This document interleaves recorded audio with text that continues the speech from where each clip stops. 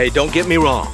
Jungle living is tons of fun, but I am getting tired of eating snails and lizards and crickets, especially the crickets and grasshoppers with the legs that get stuck in your teeth. So today we're gonna make camp bread. It's real simple and it's delicious.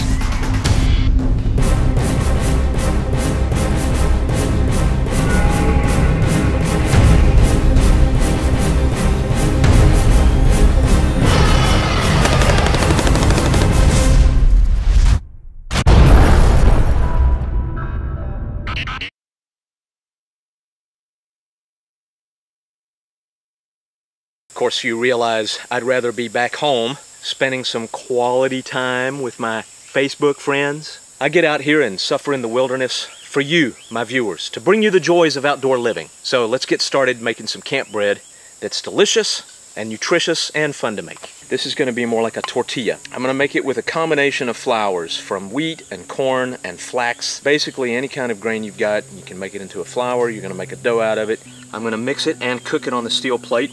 If you don't have a steel plate, you can use a rock or a piece of concrete. You can even build your fire right in the dirt, scatter the coals out of the way, leave some ash, and just drop your dough right in the ash and it'll cook there. You'll have to dust the ashes off, but the result is edible and even quite tasty. I'm concentrating the fire over here because I want a hot spot on the hot plate. I don't want to regulate the fire in order to control my heat. I just need a hot spot and then cooler spots on the plate that I can cook on.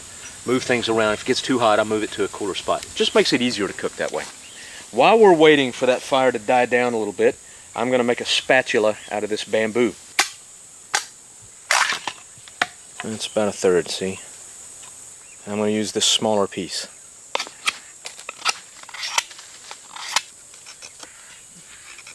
Now you can certainly clean this up and make it prettier, but I'm going for economy of labor out here. Well, if you people know the snowman at all, you know that I'm a famous eater.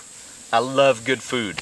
But when I get out here camping and I've got to have something very nutritious but quick, bread is the way to go. If you use the right kind of flour and put the right ingredients in it, it's going to be nutritious and give you plenty of energy, plenty of calories. You do that with whole grains, like this is a combination of corn and flax seed. Ground flax seed. So flax meal and cornmeal, and then here we have white flour from wheat. This is the wheat flour, a couple of handfuls. And the corn flour and flax seed, 1 1/3 handfuls. It's probably a tablespoon of oil. If I get too much water, I can always add a little flour.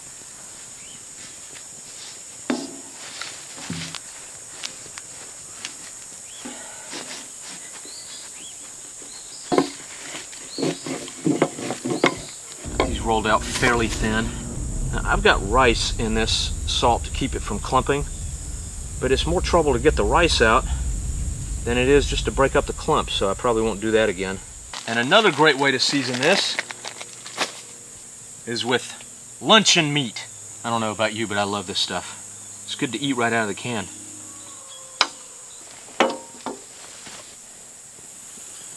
When it starts steaming like that, that makes me want to check it. Just a little more. Slowly getting there.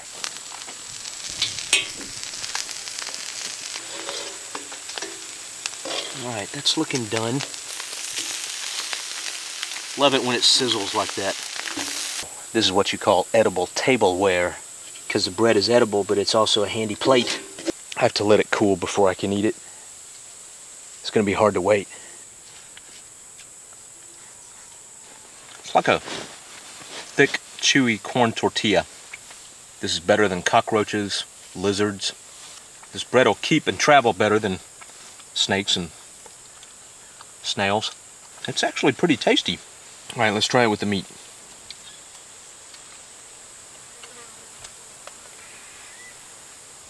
Wow. The more I make it, the better it gets. The more practice you get, the better you get at it. Who'd have thunk? Well, I was gonna go fishing, but looks like it might rain. And if the wind picks up, I I'm gonna need to be right here holding this bed down so it doesn't blow away. Now that you know how to make this bread, be sure to try it out. Go to the blog, let me know how it turned out for you. So here's the snowman signing off. Or is that checking out?